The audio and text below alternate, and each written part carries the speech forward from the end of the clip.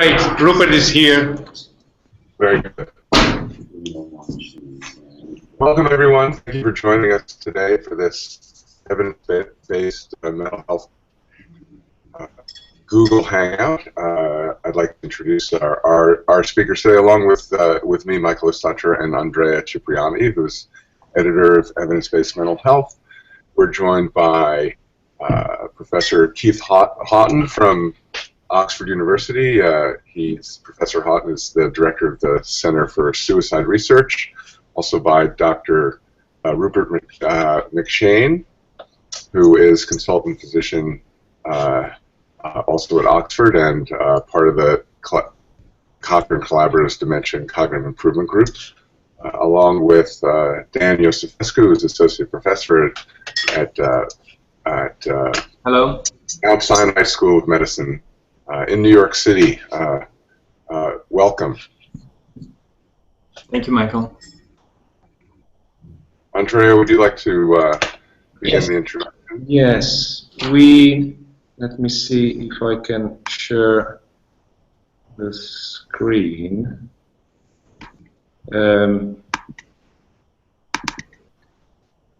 Please let me know if you see the... There we go. Okay. So today we'll be discussing ketamine and other glutamate modulators for depression with a focus on ketamine, but today's guests for this hangout are all experts, and I'm sure we'll have a terrific discussion. Andrea. Yeah, we just published this review for the Cochrane Library, and I thought it was a great opportunity to have many of the authors here in the panel, but also experts from all over the world to discuss this interesting research and clinical question about ketamine and other NMDA modulators. The title of the Google Hangout is about ketamine because, as you can see, the great majority of the data are about ketamine. But of course, during the Hangout, we can also discuss what next, which is the evidence about the other NMDA modulators. Briefly, the background, we decided to carry out this systematic review because there's ample evidence of the involvement of the glutamate system in the pathophysiology of depression, and there are preclinical and also clinical studies that have been conducted to assess the antidepressant efficacy of the glutamate inhibition, and specifically the glutamate receptor modulators. This review, the one we published, focuses specifically on unipolar depression, but we have also submitted a sister review about bipolar depression, and we can also discuss this issue if of interest for the panel and possibly for the audience.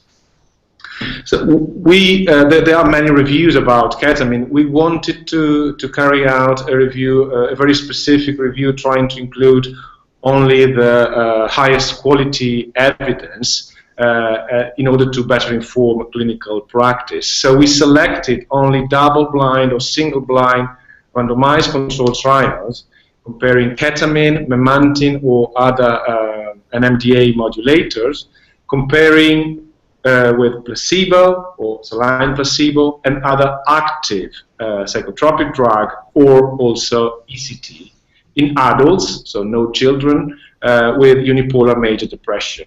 Of course, the most interesting comparison for us was NMDAs like ketamine versus other NMDAs, but we decided to do a broader search.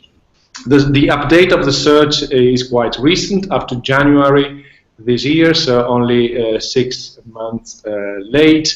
And of course, we didn't have any restrictions in terms of date, language, or publication. We looked for unpublished data.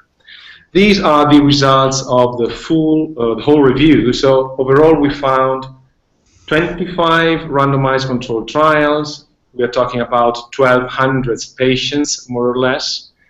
The great majority were about ketamine, 9 trials, 3 about memantine, and 3 about another compound, A-zeta-D 6765, 2 about D-cycloserine and the organon compound, 1 about atomoxetine, and other drugs as reported here. So the great majority of the evidence was about ketamine. 21 studies were placebo-controlled, and the great majority, 23 out of 25, were 2-arm studies. 22 studies defined as an inclusion criteria that specified the severity of depression. We included only unipolar major depression. 11 were moderate severity, 8 severe depression, and 3 mild to moderate depression. So quite if you want, a heterogeneous sample. 9 recruited only treatment-resistant patients. I think this is important because the other reviews published in the literature tend to include the crossover studies, lumping together all the 2 phases, while we wanted to be more rigorous about the evidence. So 2 things. One was to contact the authors for all unpublished or missing data. We contacted 18 group of researchers, and 16 replied, and 10 supplied supplementary information for 14 studies. So this is one of the most important results of this review, the completeness of the information. The other thing was that the majority of studies provided data for 1 day up to 2 weeks, and only few studies reported longer-term outcome, 4 weeks to 3 months. But it was quite heterogeneous. For instance, for ketamine, we only found data up to 2 weeks, whilst for atomoxetine, for example, we found data only at 3 months. So it's a different follow-up duration. Unfortunately, we didn't find any data about ketamine versus other NMDA modulators, and also we didn't find any data comparing other NMDA modulators versus ECT, only ketamine versus ECT data. Briefly, about the quality of the evidence, because during the peer review process and discussing with Cochrane, the risk of bias assessment and also the summary of finding tables with the grade of the evidence was very carefully conducted, and in the end the quality of the evidence was low to very low.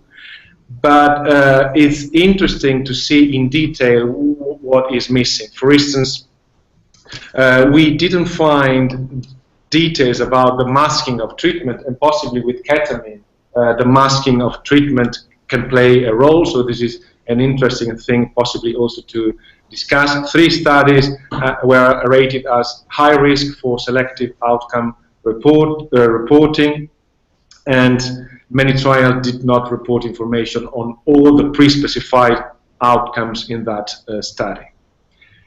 No data or very limited data about important issues like suicidality, cognition, quality of life, and costs. So I'd like to present the first bunch of results, and then we can ask the experts to comment. Of course, it's ketamine versus placebo is the most important comparison. We had 5 studies, all use ketamine intravenously, 4 at the dose of 0.5 and 1.4 milligrams per kilogram. In 4 studies, ketamine was administered as a single infusion, while in 1 study, ketamine was administered 3 times a week alongside concomitant treatment. 2 of the study had no concomitant medication. In one study, patient had the same medication, they continued the previous medication, and in 2 studies, they had also ECT.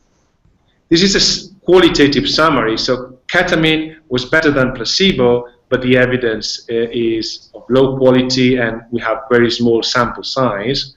And effect of ketamine were less certain at 2 weeks, and also we found a consistent trend across all outcomes.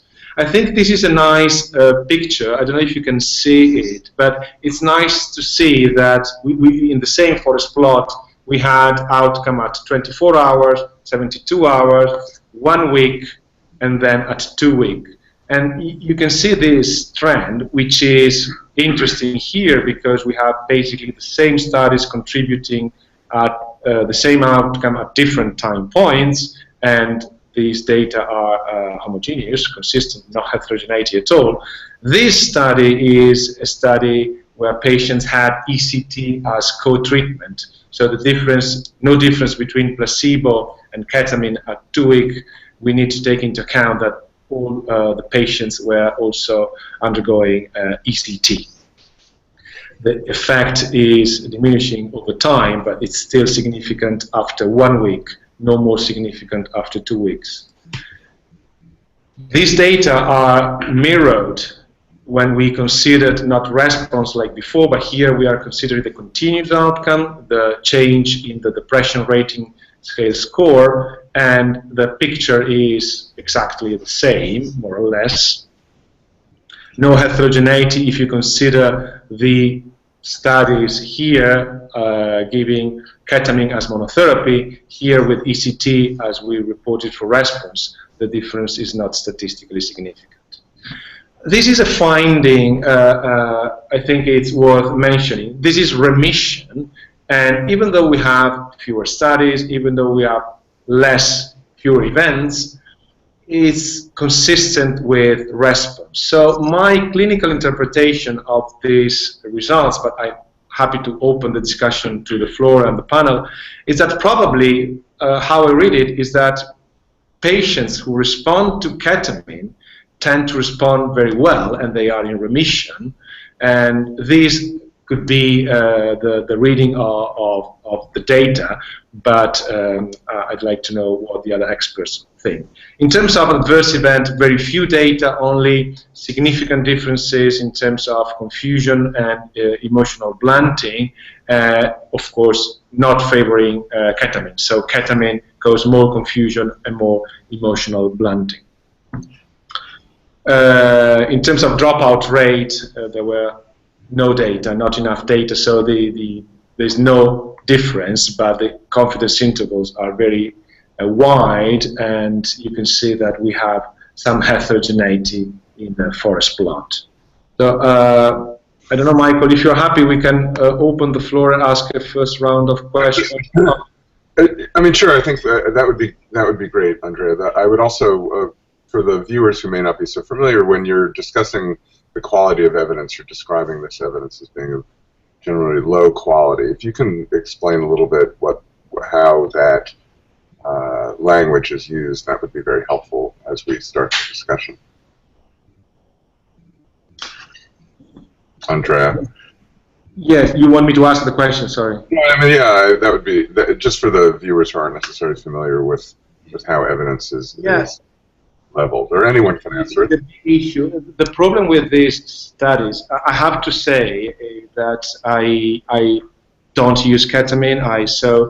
I went to see Rupert's clinic many times, but so I don't have a clinical experience. I don't use ketamine directly, but I have patients who are treated with ketamine, and I want to say this at first because when you look at the evidence, the risk is, because it's low quality, to throw everything away and don't take into account the data. But in this case, I can see why we have so few patients, because it's these are very difficult studies to carry out. At the same time, it's important to find what's the key message from all this evidence. So even though it's true that it's low quality in terms of numbers, in terms of reporting, possibly, I think we need to take into account and use this data to inform clinical practice. So we have to acknowledge this, but not just to say, let's throw everything away. I don't know what you think. Yeah, no, I'd agree with that, and I think that the mechanism that's used for downgrading evidence in Cochrane is needs to be understood in order to be able to interpret the language. So a common a common thing at the moment that happens in risk of bias, when one assesses risk of bias, is that papers where an intervention is described as having been just, for example, it's not always in this particular review, but described as a double-blind randomized trial. The method of blinding and the allocation, the method of allocation concealment are commonly not very well described, and therefore the rating of the evidence is obviously uncertain. I hope I'm speaking to an audience. Yeah, if I may add to this. Oh, did you finish? It's okay. We're allowed to interrupt each other, please. Go ahead. Go ahead.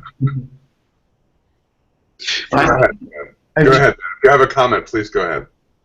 So, I was trying to say that the two major problems with these studies tend to be, one, that their numbers are fairly small, and then that it's very hard to compare ketamine with saline and be completely blind to the treatment assignment.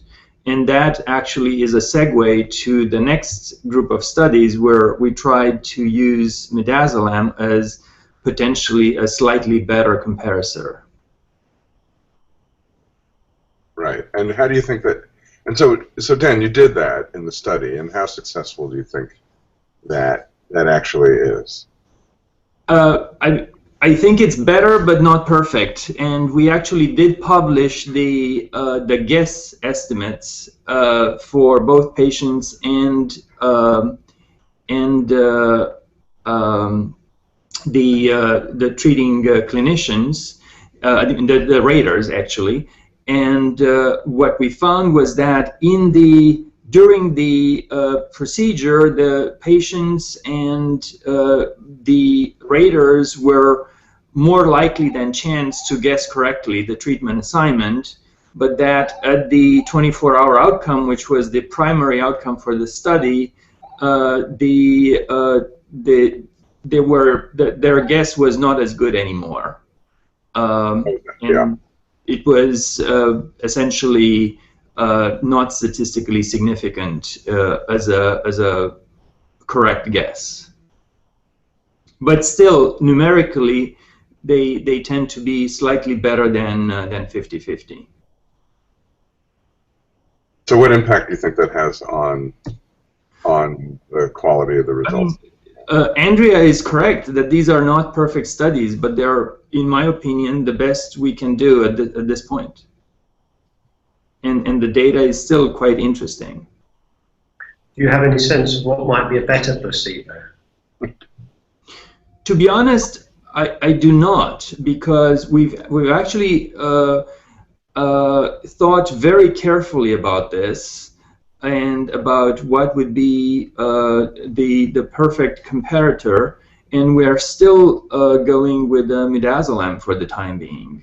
The idea was to find something that is having some of the sedative and perhaps even psychotomimetic effects of ketamine without having any of the clear immediate antidepressant effects that have been reported.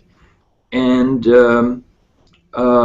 we weren't able to find something that was clearly a better choice than midazolam, at least for the time being. There's a large study funded by the National Institute of Mental Health that's currently ongoing, where we really tried very hard on the basis of the paper that you just cited, the 72 patient comparison of midazolam versus ketamine. We tried to see, well, is there anything better? And we're still going with midazolam. Do you, I mean, I don't know, this is a question really for Andrea as well as you. Do you think that actually the case has been sufficiently well proven that single infusions are antidepressant, that really we should be moving on to looking at different questions now? What questions are you suggesting, Rupert? Well, questions to do with maintenance strategies, fundamentally, because obviously, you wouldn't really expect any antidepressant to work just by giving it once. Right. It's not that sort of disorder. So the question is, how you maintain the effect. And obviously, there's substantial case literature now suggesting give it repeatedly. That's one option. And obviously, you can give, but the problem with giving intravenous ketamine repeatedly is that whilst you can do that in individuals, it's a difficult intervention to scale up to populations. And of course, it depends a bit on whether you're focusing on treatment resistance or the generality of depression.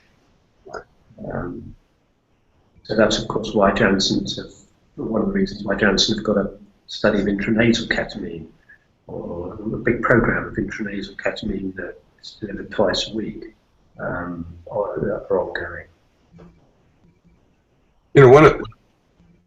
This is a question for you, Anne, and anyone else who's had clinical experience with ketamine. So one of the things that people talk about when they discuss these trials is that they insist that these are much, much lower doses than are being used for anesthesia. And because of that, the risk of bias is much smaller, and that the effect that they're seeing is actually real. But the data that you have, Dan, suggests that the closer you are to your experience is that the closer that you are to the initial infusion, the more likely the Hello? Sorry, Michael, the connection. Having a small technical problem.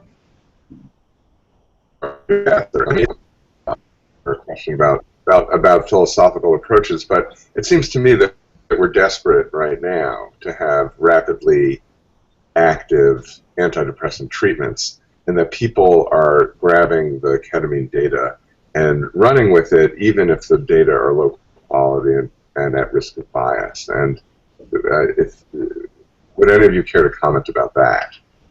So, if I may, I would like to make 2 points. One was that I completely agree with Rupert's earlier statement. In my opinion, the efficacy of a single administration of ketamine is decently well demonstrated at this point for a period of time that, as Andrea mentioned, lasts about a week. And that in that context, the most significant challenge for the field is, what do we do next? And we should talk about that. There are quite a few ongoing studies besides the issue of the giving more ketamine, although that's a decent option, but unfortunately the data for that is mostly open data. The other options that are currently being assessed, there's a study right now at Mount Sinai where we're trying to use lithium as a potential strategy to prolong ketamine response given their effect on GSK3 beta. And there are quite a few other strategies that some of them have been tried and didn't quite work. Riluzole is one of them, but essentially there's a little bit of data that was just published with D-cycloserine by a group at Columbia recently in the Journal of Clinical Psychiatry. So I think this is a very important question and a very active area of research in the field. The second was Michael's question about doses, and it's quite strange that the only dose that has been decently tried so far is this one that Berman and others initially tried 15 years ago, which is the 0.5 milligram per kilogram dose. And because of that, most of our data is related to that dose, and there's right now a first study that the National Institute of Health is conducting to try to compare different doses of ketamine and to find, well, is that really the optimal dose? And yes, that dose is much less than the anesthetic dose, so people will not fall asleep, but they still would feel the significant effects. Yeah. And it's very hard to say that if you just give them saline infusion, it's unlikely that they would know the difference. They do know the difference.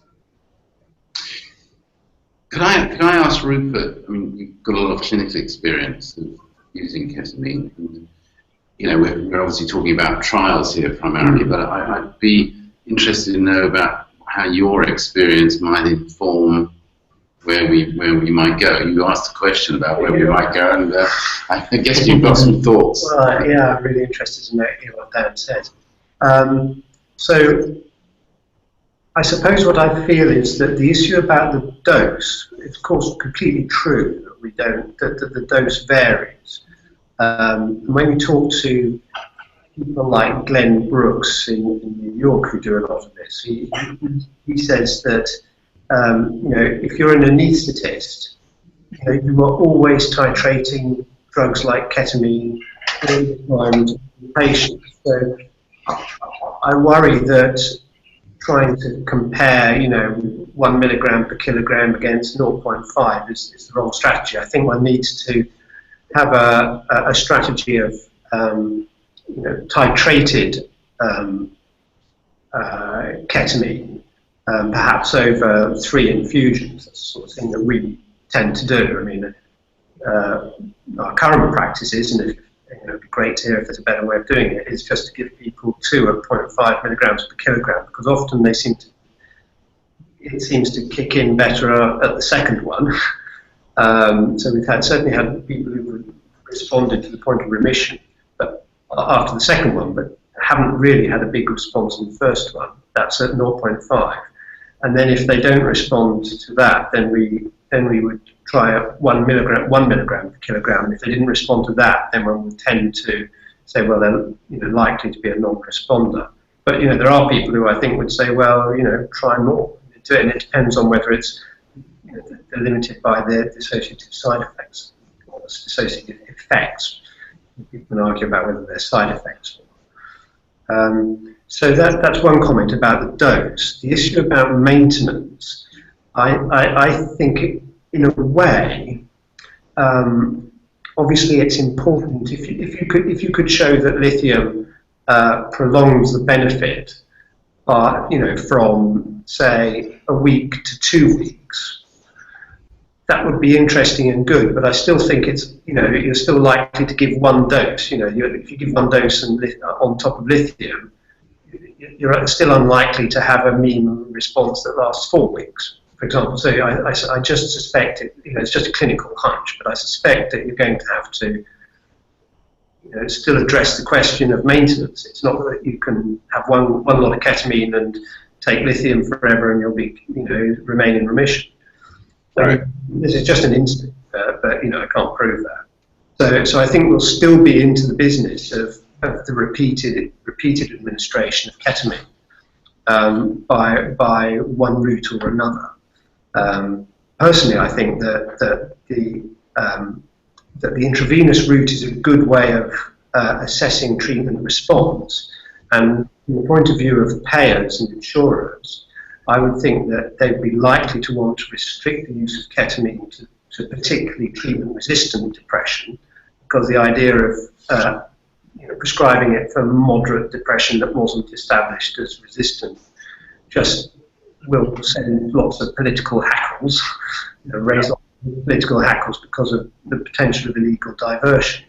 So I would have thought that, you know, a sound strategy might be to think about having a sort of interval of ketamine infusions and seeing to what extent you need ketamine by other routes between those infusions. I mean, there are of course all sorts of designs, and I'm wanting to run before I can walk, really, which is not the EBM way, but you know, that's clinician speaking. So I would like to.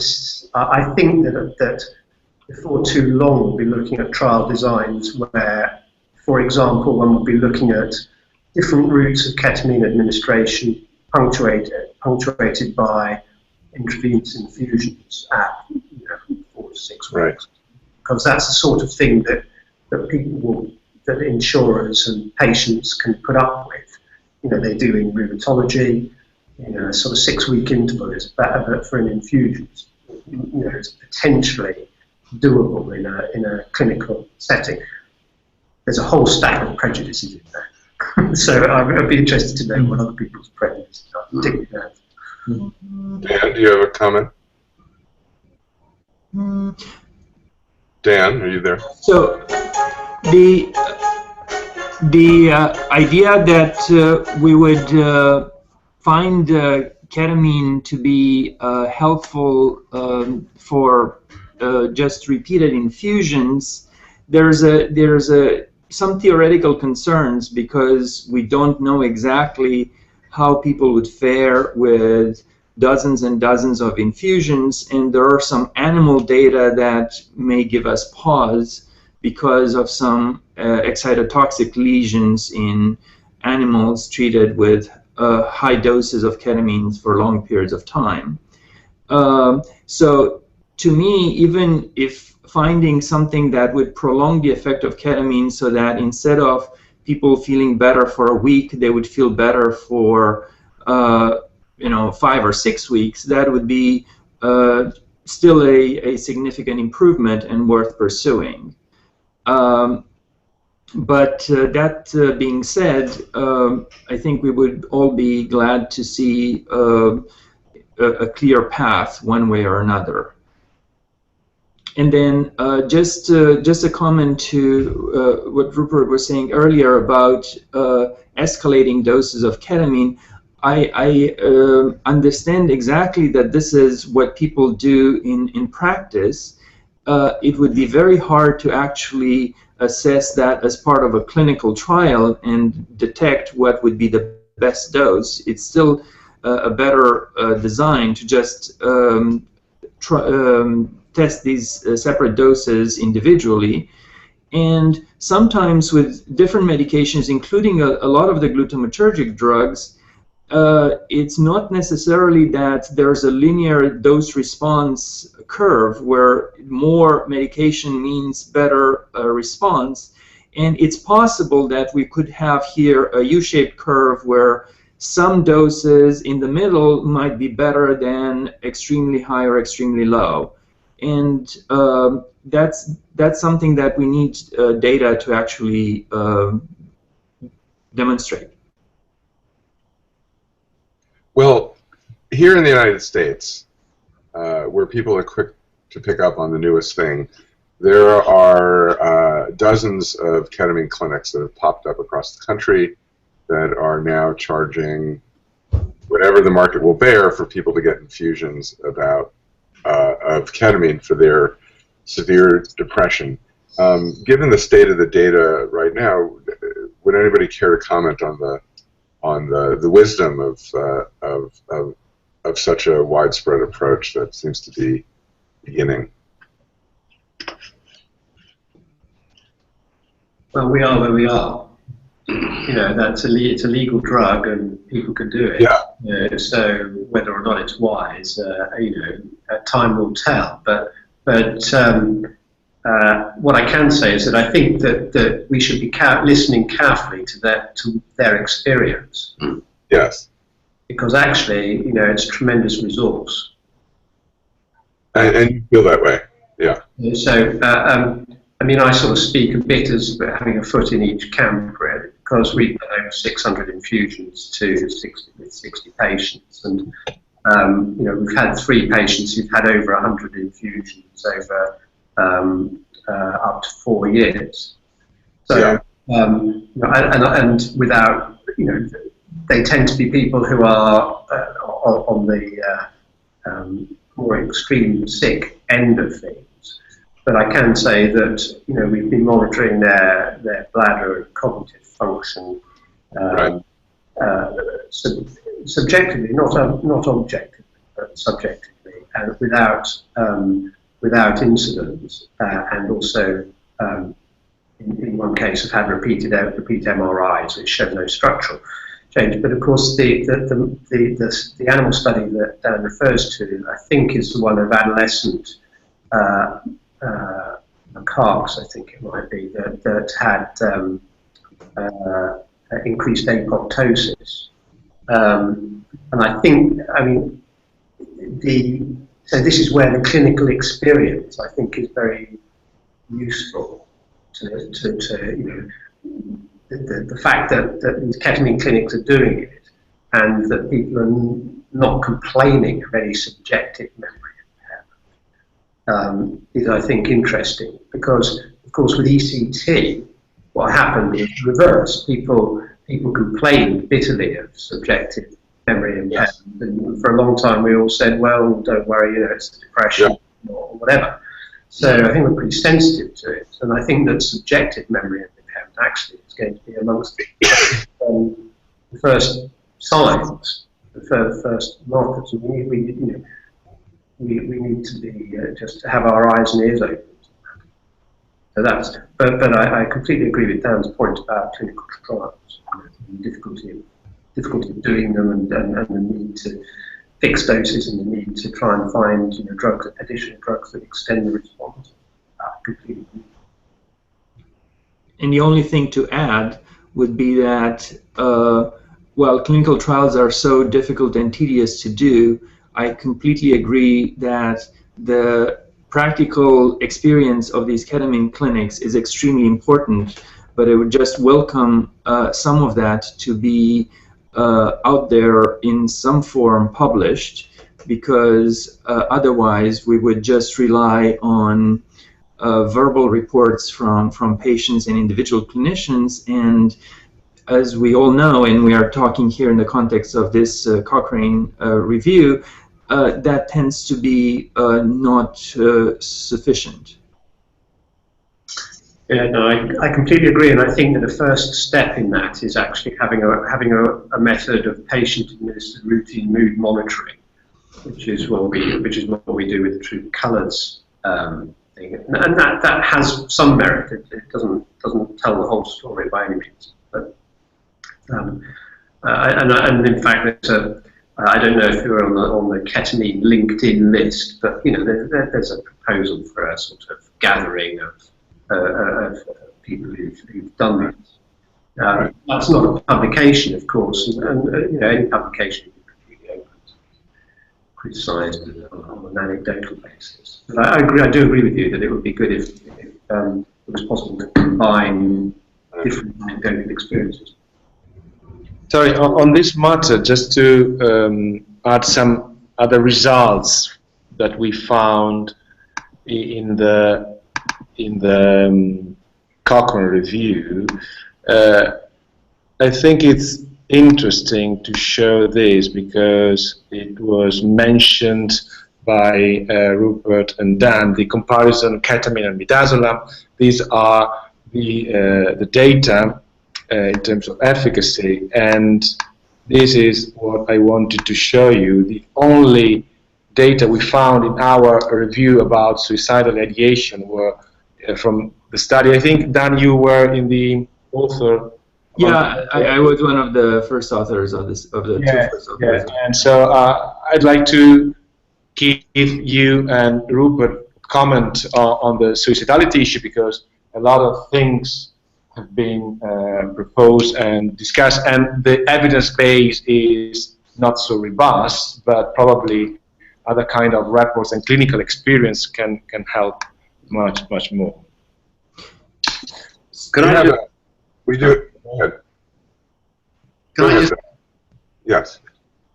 Sorry, can I just do a quick sort of intro to the issues regarding suicidality? I mean, I think, you know, working in the suicide prevention field, we are pretty desperate for effective physical interventions for suicidal behavior.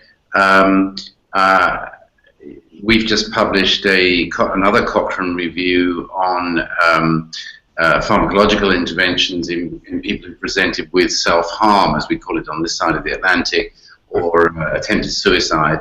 And basically, none of the interventions that we were able to examine were shown to be effective in reducing the risk of future self-harm. There's not enough data relating to suicide. And if you take psychiatric patients more generally and look at what evidence there is for the effectiveness of pharmacological interventions, then there's very little. I mean, there's probably pretty strong evidence now from studies which have been reviewed here with Andrea on lithium, and it does look as though lithium has anti-suicidal effects. And of course, we've got some limited evidence about clozapine in people with schizophrenia and related disorders from the Intercept trial, but that's a single trial. There is some evidence. But and with regard to antidepressants, there's a very mixed picture. Probably some evidence that there may be reduction in risk of attempted suicide in older people in relation to antidepressants. But that's really sort of summarising, I think, very quickly where things are at. So when Larkin and Beautry published the open study findings on a small number of patients, but with apparent rapid reduction in suicidal ideation in an emergency department setting, that was really very exciting. And while Andrea said that in the current review we're talking about, Cochrane review, there was only the one study with evidence. There are, of course, other pieces of evidence coming out, which are tending to show, I think, the same sort of picture as you find for depression. In other words, acute reduction in suicidality with probably then some diminution, tapering off of that effect.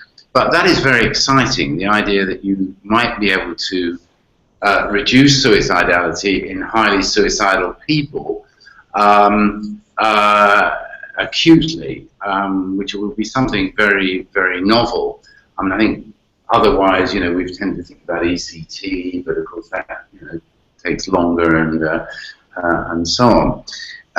So I think getting better data in relation to the potential effects of ketamine on suicidality is important. At the moment, I think the only data relate to suicidal ideation, and that's usually based on on one item or maybe a couple of items within one of the standard depression measures. And I think in future trials we need much better, more sophisticated data focused on suicidality, not just use of the depression scale, which happens to have an item on suicidality.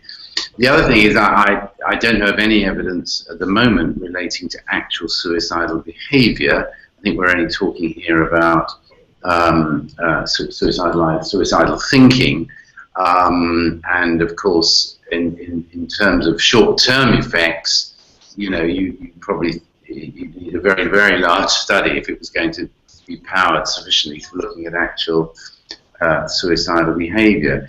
And I suppose one or two words of caution that in this area, we know that people who have greater risk of suicidal behaviour also often have greater risk of problems relating to substance misuse and dependency, and that might be a particular issue in relation to treatment of suicidality.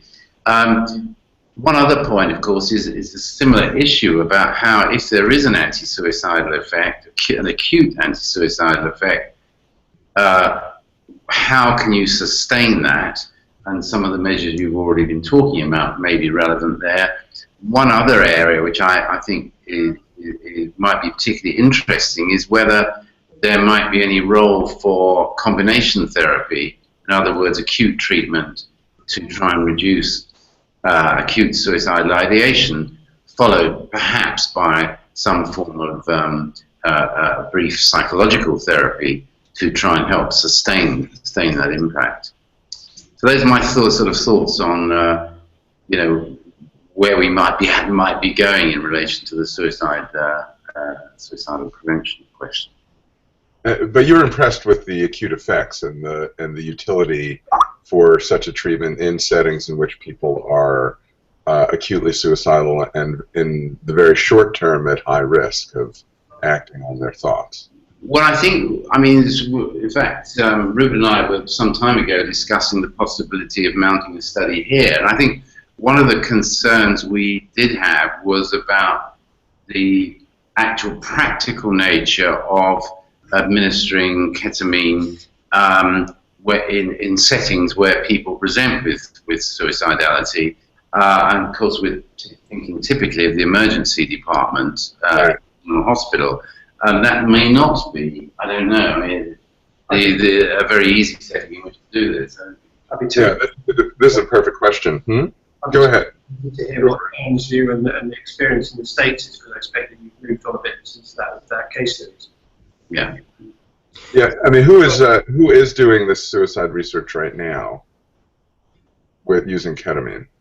Well, there are several groups, and we've been doing some of it ourselves. That paper that Andrea was citing was coming from a collaboration between Mount Sinai, our group at Mount Sinai, and Baylor, and that and other studies that we published show this rapid anti-suicide effect. And it's not just on the suicide item on the MADRS and some other suicide scales. It's also on something called the implicit association test, which is a psychological test that the social psychology test that detects the strength of the person's automatic associations with mental representations of suicide. So it's somewhat different and more convincing. However, all those studies, including the one that Andrea mentioned, were done in people with depression, and it wasn't clear whether this rapid suicide effect is a specific effect or a pseudo-specific effect, meaning by virtue of a rapid antidepressant effect, you also get an anti-suicide effect, but that's just saying the same thing twice. We're trying now to look into that, and we just published in August in Psychological Medicine a study where we enrolled patients who were just admitted to the hospital, or some of them were having suicidal ideation but not quite at the admission level. And they didn't just have depression, some of them had other psychiatric diagnoses, bipolar, borderline, etc. And they were randomized to either ketamine or midazolam, and the results still bear an anti-suicide effect of ketamine. So all of this data is small and preliminary, but it's still quite intriguing and giving us hope for doing this and finding some stronger effects in larger studies. What would be your principal tip for somebody who was interested in doing a study in a general hospital of an anxiety effect? That's a great question. Dan? Sorry, I didn't quite catch the entire question. What would be your principal tips, your advice for people who are interested in doing studies of... Well, you really need to have a system. You really need to do this at the level of the unit that you're into, essentially embed the researchers in that unit that is going to do the study. And once the clinicians are essentially part of the study, it becomes a natural flow and essentially a clinical / research machine. but it doesn't work to just have two separate groups that are not really very well joined together. Could I ask you a question about the ethics of such trials in the sense of highly suicidal people, and obviously I'm thinking particularly of the control group Right. administering a potentially ineffective treatment, and how you might cover that issue? Well, we would not necessarily block them from getting other treatments, other psychiatric treatments that their clinicians would consider to be valuable. The ketamine was, in a study like this, offered in addition to standard clinical care. So that's both a liability of the study, but essentially, in my opinion, removes any sort of ethical considerations, because you're going to do the best you can clinically to treat those patients, and then you're going to do this additional interventions on top of it. So it will be treatment as usual plus ketamine versus treatment as usual, if you like, is it? Right. Yeah. Have the military been doing anything about this? Excuse me? Have the military been interested in this? I still didn't answer. U.S. military. Oh, the military. Yes, the military is interested, and we're talking to them, and I'm hoping actually that they would show their interest in a more concrete sort of way. I'll let you know in a few months. Yeah. And what about other can we broaden it to other conditions just in the last few minutes? Yeah, that would be great. There's some data on PTSD and other conditions. Do you have any comments on that, Dan? So my colleague Adriana Feder here from Sinai, we've helped her with that study, has published last year in JAMA a study of ketamine for PTSD that looked quite promising. Again, a single intervention. So right now we are doing a study with multiple treatments. But so we think that yes, ketamine is a promising treatment for PTSD, although the strength of the data is even lower than the data for unipolar depression. And the other area where it's quite promising, but still with relatively limited data, is bipolar disorder, where essentially it's mostly from the group of NIMH, Carlos Zarate. There are two studies that look quite promising. So it's something that it's definitely very making us enthusiastic, but still at the same time not ready to claim that the issue has been fully demonstrated. We have 2 minutes left, but I wanted to ask the panel, is there anything in the pipeline? So we discussed about different ways of administration, different for the maintenance, but what next? Because one of the findings of the review is that ketamine is outstanding if compared with other NMDA modulators. So why only ketamine, and what next after ketamine? That's the $50 million question. I think that a lot of the pharmaceutical companies, seeing the ketamine data in the earlier data on ketamine, started looking very carefully into potential other molecules that might be having similar efficacy while perhaps circumventing some of the problems of ketamine, either side effects or perhaps not requiring IV administration, etc. Unfortunately, so far, in a nutshell, we have what you've discovered, which is a series of compounds that have not really led to fruition, and others that are early in development and they're still looking promising, but we can say not much more than that, than just we hope that these ones will not fail and that there will be the next wave. So other than, I still think it's an area of a lot of interest and we should stay tuned. I'm not sure what we can say much else. Right. I mean, you have a sense about ketamine versus the R-ketamine? Do you think that that's really a sort of serious issue? You know, obviously. The enantiomers? Sorry? You mean the enantiomers? Yes, correct.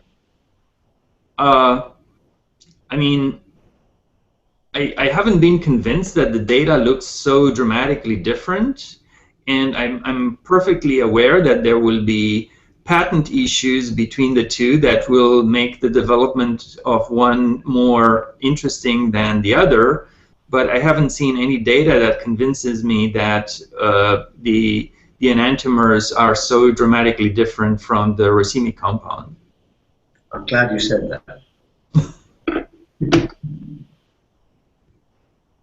So I have a final question, if I can, because one of the other things when we carry out systematic reviews is try to see whether the evidence we find, we collect, makes sense clinically. So we have a list of drugs, D-cycloserine, you mentioned some of them, Dan. Are they over? Are they still compounds of interest? More research would be needed for these drugs, or we can just focus on ketamine and what next? So there are a series of treatments that are currently in development, and there are some intriguing data with D-cycloserine, both by itself and, as I mentioned, as a post-ketamine effect prolongation. There's there's a study with riluzole that was just completed and will shortly show results. And there are some novel compounds in the pipeline. The Norex compound, Glix13, and some others in that same company. So there are still things that are currently in development and that are, at least for the time being, looking quite promising. So you think that the data we found about D-cycloserine, riluzole are too preliminary, so we need to see what next when published? Yeah. I believe we still need more data. I can't guarantee that the data will be positive, but we still need more data, and we haven't put those two completely to rest.